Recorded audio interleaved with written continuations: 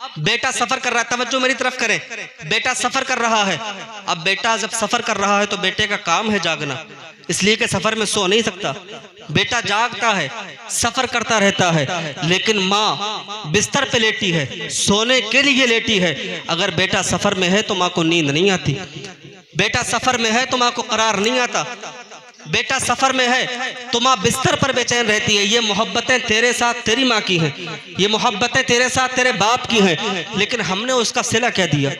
जब हम बोल नहीं सकते थे उस वक्त हमारे माँ बाप ने हमारे इलाज के लिए कितनी कुर्बानियाँ दी, लेकिन जब यही माँ बाप बुढ़ापे की मंजिल पे कदम रखते हैं तो औलाद का रवैया उनके साथ क्या होता है? अल्लाह हर औलाद को अक्ल सलीम अता फरमाए।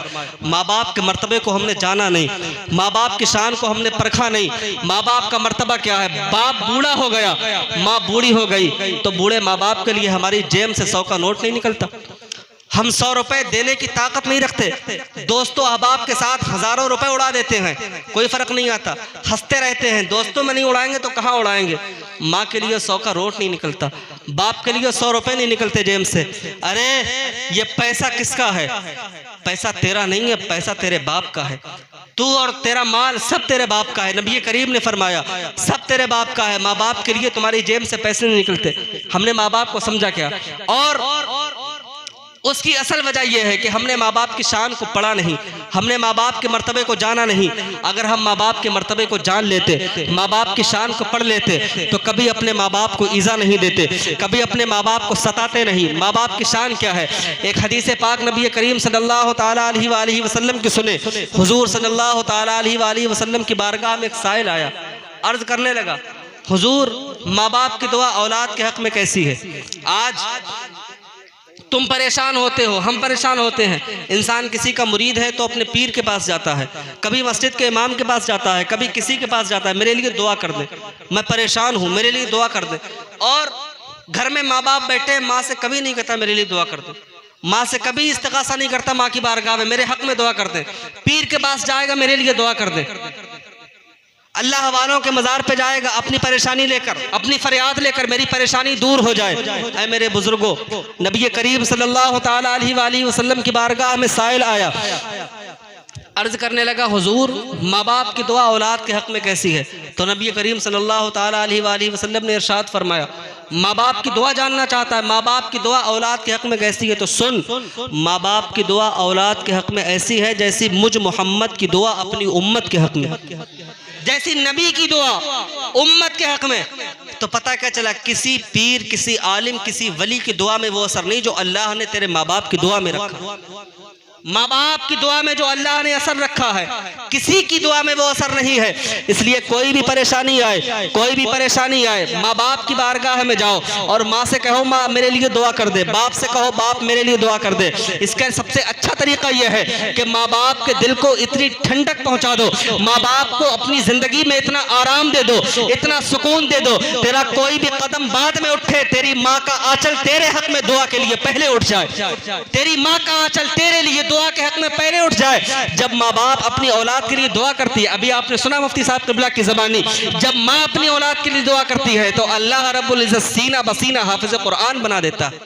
एक अल्लाह वाला हाफिज़ कुरान बन जाता है सीना बसीना हज़रत ख़िज़र अलैहिस्सलाम के जरिए। आप देखें माँ की दुआ में अल्लाह ने कितना असर रखा है। अरे माँ की दुआ में वो ताकत है, माँ की दुआ में वो ताकत है कि अल्लाह तबारक व तआला ने किसी वली की दुआ में वो ताकत नहीं रखी है औलाद के लिए जो माँ की दुआ में अल्लाह ने ताकत रखी है। इसलिए माँ बाप के दिल को ठंडक पहुँचाओ, माँ बाप के दिल को सुकून पहुँचाओ। माँ बाप ने बड़ी कुर्बानियाँ दी हैं हमारे लिए, माँ बाप ने बड़े धक्के खाए हैं हमारे लिए, सिर्फ औलाद के लिए। खुद भूखा रहा है बाप, लेकिन अपनी औलाद को भूखा नहीं रखा है। खुद ईद के मौके पर नया लिबास बाप ने नहीं पहना है, कभी अपने बच्चे के साथ ऐसा ना किया बाप ने कि अपनी औलाद को ईद के दिन नया लिबास ना पहनाया हो। अब गौर तो करें, फाके किए हैं माँ बाप ने औलाद के लिए, परेशानियां उठाई हैं माँ बाप के लिए, माँ बाप ने औलाद के लिए। अब अगर वही बाप, अब अगर वही माँ बुढ़ापे की मंजिल को पहुंच गई और वही औलाद उसको धक्का दे, बताओ उसकी आंखों से आंसू कैसे रुकेंगे? उसकी आंखों से आंसू कैसे रुकेंगे? जो इमामों के पास जाके माँ बाप रोते हैं, जो इमामों के पास जाके बुजुर्ग रोते हैं, वो बुजुर्ग ऐसे ही नहीं रोते हैं। अरे दर्द जो होता है सीने का वो अपने आप उछल ही जाता है। धक्के खाए हैं धक्के। और आपको पता है अगर अपना तकलीफ देता है तो तकलीफ ज्यादा होती है। बमुकाबिल गैर के। गैर धक्का देता है तो तकलीफ नहीं होती जितना अपना धक्का देता है तो तकलीफ होती है। अगर अपने के दरवाजे से साइल को मना कर दिया जाए तो उसको बड़ी ठेस पहुंचती है, लेकिन जब गैर के दरवाजे से मिलता है तो वो इंसान गैर के दरवाजे से मिला हुआ धक्का इतना उसके लिए परेशान करने का सबब नहीं बनता जितना अपने के दर से धक्का मिलता है तो उसके लिए परेशानी का सबब बनता है। आप अंदाजा करें, अगर बेटे के दर से बाप को धक्का मिले वो बाप कितना परेशान होगा।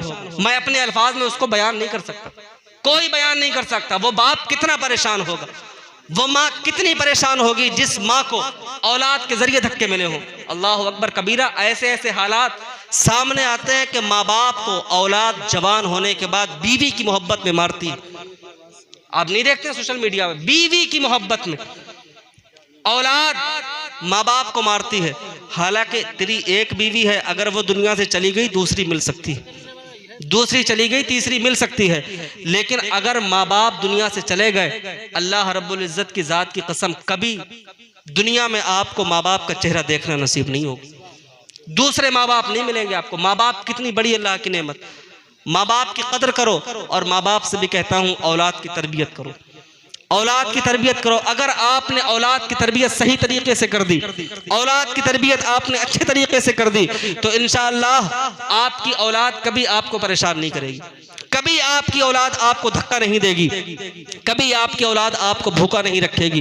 बस शर्त यह है कि आप अपनी औलाद की अच्छे तरीके से तरबियत कर दें। जब औलाद की तरबियत अच्छे तरीके से की जाती है, और कैसे तरबियत की जाती है औलाद की, जब औलाद की तरबियत बाप अच्छे तरीके से करता है, नबी करीम सल्लल्लाहु ताला अलैहि वसल्लम की शरीयत के दायरे में रह के करता है, और अपनी औलाद को बाप अपनी औलाद को नबी करीम सल्लल्लाहु ताला अलैहि वसल्लम के सहाबा की तारीख को पढ़ के सुनाता है, तो जब सहाबा की तारीख को बच्चा सुनता है तो उसके दिल में वही इश्क पैदा होता है, उसके दिल में वही रंग पैदा होता है, और फिर माँ बाप को औलाद कभी परेशान नहीं करती है, इसलिए कि उसने पढ़ा होता है सिद्दीक़ अकबर की तारीख को, उसने पढ़ा होता है सरकार उमर फारूक की तारीख को, उसने पढ़ा होता है उस्मान ज़ुन्नुरैन के बारे में, उसने पढ़ा होता है सरकार मौला अली के बारे में। इसलिए कि माँ बाप है क्या, नबी करीम सल्लल्लाहु ताला अलैहि वसल्लम ने माँ बाप की शान को बयान फरमाया है, माँ बाप के मर्तबे को बयान फरमाया है, माँ बाप के मकाम को बयान फरमाया है। क्या फरमाया है आकाए करीम सल्लल्लाहु ताला अलैहि वसल्लम ने, वो चेहरा जो माँ बाप का जिस पर झुर्रियां पड़ जाती है, बेटे को शर्म आती है किसी के सामने कहते हुए, अगर बाप का लिबास बोसीदा है, बाप का लिबास फटा हुआ है और बेटा पैसे वाला बन गया, तो पैसा वाला बेटा शर्माता है अपने समाज में कहते हुए, अपने डिपार्ट में कहते हुए कि ये गरीब जो आपको नजर आ रहा है ये मेरा बाप है, उसे शर्म आती है। मेरे अजीजों, तुम माँ बाप को देख कर शर्मा रहे हो। वो चेहरा जिस चेहरे पे आज झुर्रियां पड़ गई है, जिस हाथ में आज झुर्रियां पड़ गई है, आप देखें सोशल मीडिया पे ऐसे फोटोज मौजूद है कि बाप जब बूढ़ा हो जाता है, जब बाप जब बूढ़ा हो जाता है तो उसका चेहरा कैसा हो जाता है। उसी चेहरे के बारे में अभी आपने मुझसे पेशतर समाअत किया है। अल्लाह के रसूल ने फरमाया है कि अल्लाह तबारक व तआला, अब जब बंदा अपने माँ बाप के चेहरे को देखता है तो अल्लाह तबारक व तआला उसको सवाब अता फरमाता है। और एक हदीस पाक और है नबी करीम की, आकाए करीम सल्लल्लाहु ताला अलैहि वसल्लम ने इरशाद फरमाया, जब बेटा और बेटी अपने माँ बाप के चेहरे को मोहब्बत की निगाह से देखता है, मोहब्बत की निगाह से देखती है, तो अल्लाह तबारक व तआला उस बेटे या बेटी को मकबूल हज का सवाब अता फरमाता है। अंदाजा तो करो प्यारे, अल्लाह के रसूल फरमा रहे हैं मज्जे मकबूल का सवाब अता फरमाता है। हज मकबूल का सवाब का मतलब क्या हुआ, यानी उस हज का सवाब अता फरमाता है जो हज खुदा की बारगाह में कबूल हो जाता है। एक झलक माँ बाप को देखा है तुमने मोहब्बत की नजर से, तो अल्लाह मकबूल हज का सवाब अता फरमा रहा है। अंदाजा करो प्यारे, जो लोग अपने माँ बाप को आंखें निकाल के देखते हैं उनका बरोज़े क़यामत हश्र क्या होगा। और अल्लाह की बारगाह में तुमसे इसका हिसाब लिया जाएगा, खुदा की बारगाह में तुमसे पूछा जाएगा। माँ बाप को अल्लाह तबारक व तआला ने दुनिया में भेजा है, माँ बाप के भी हुकूक है औलाद के ऊपर, तुमने अपने हुकूक को कितना अदा किया है। ऐ नौजवानों, इस मगरबी तहजीब के दलदल में गर्क ना हो जाओ। फिल्मी दुनियाओं के एक्टरों को ना देखो कि वो लड़की की मोहब्बत में माँ को धक्का दे देते हैं, लड़की की मोहब्बत में बाप को घर से निकाल देते हैं। ये फिल्मी सीरियल ने आज दुनिया को बर्बाद कर दिया है। ये नौजवान इसी तरीके से बिगड़ते नजर आ रहे हैं। तुमने अपने माँ बाप को जाना नहीं है। माँ बाप की इज्जतों को सलाम करो और माँ बाप की इज्जत और अजमत की हिफाजत करो,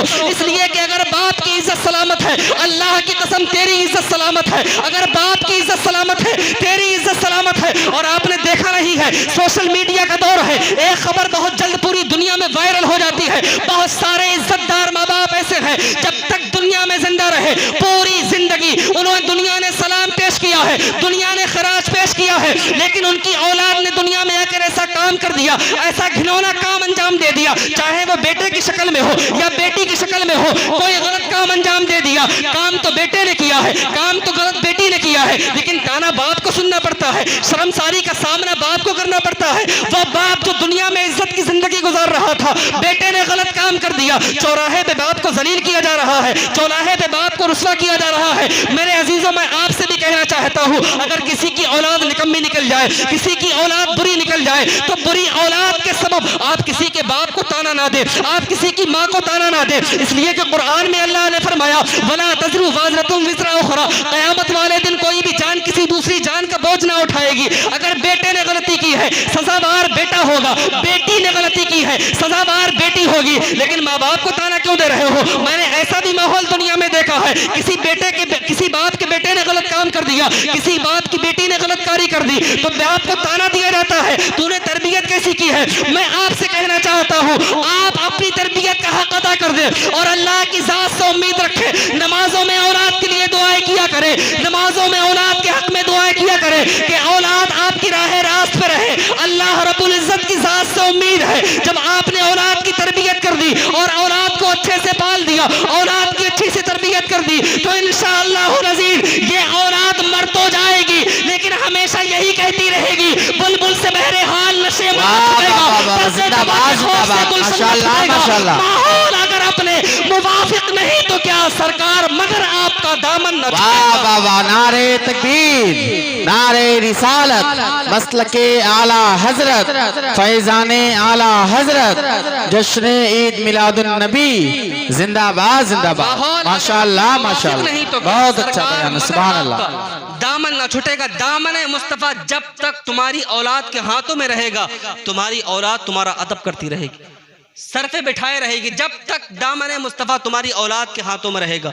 और फिर मगरबी तहजीब में कितना भी बच्चा चला जाए, कितना भी आपका बच्चा उरूज हासिल कर ले, कितना भी दुनियावी एजुकेशन में आपका बच्चा आगे चला जाए, लेकिन कभी भी आपके बेटा आपके मकाम, आपके वकार को मजरू नहीं होने देगा, कभी आपकी इज्जत में कमी नहीं आएगी। इसलिए कि अपने बच्चों की जिंदगी में सबसे पहले आप हुजूर की सीरत को पिन्हा कर दें अपने बच्चे की जिंदगी में। इसलिए कि आपने देखा, तोता लेके आते हो, कबूतर लेके आते हो, आखिरी बात अर्ज करके बात को खत्म कर रहा हूं, तोता लेके आते हो, कबूतर लेके आते हो, आप उसको पालते हैं, उससे बातें करते हैं और उसको पिंजरे में रखते हैं, सिखाते हैं, उसकी तरबियत करते हैं, एक साथ खोल नहीं देते, पिंजरे में रखते हैं, उसको तरबियत करते हैं उसकी। लेकिन जब आपने तोते की तरबियत कर दी अच्छे से, आपने कबूतर की तरबियत कर दी अच्छे से, फिर आप उसको पिंजरे से बाहर कर देते हैं। अब वो आपका तरबियत याफ्ता है, वो उड़ता तो है आसमान में, जाता है कभी मेरी छत पे, कभी आपकी छत पे, कभी किसी की छत पे जाता तो है, लेकिन सूरज ढलने से पहले वो आप ही की छत पे आ जाता है, आप ही की छत पे आता है। क्यों? इसलिए कि आपने उसकी तरबियत की है, वो पहचान गया है आपको, वो जान गया है आपको, कहीं भी जाए वो, लेकिन वो आपसे गद्दारी नहीं करेगा। इसी तरीके से बिला तशबीह बिला तमसील औलाद को सीरत मुस्तफ़ा पढ़ा दो और उसकी जिंदगी में मुंतकिल कर दो, फिर चाहे वो यूनिवर्सिटी में रहे, चाहे वो कॉलेज में रहे, चाहे वो दुनियादार के साथ रहे, चाहे वो बिजनेसमैन के साथ में रहे, किसी के भी साथ में रहे, वो जान गया है कि माँ बाप क्या है, वो जान गया है सरकार ने क्या फरमाया है माँ के बारे में, वो जान गया है नबी ने क्या फरमाया है बाप के बारे में, किसी के भी साथ में वो रहेगा।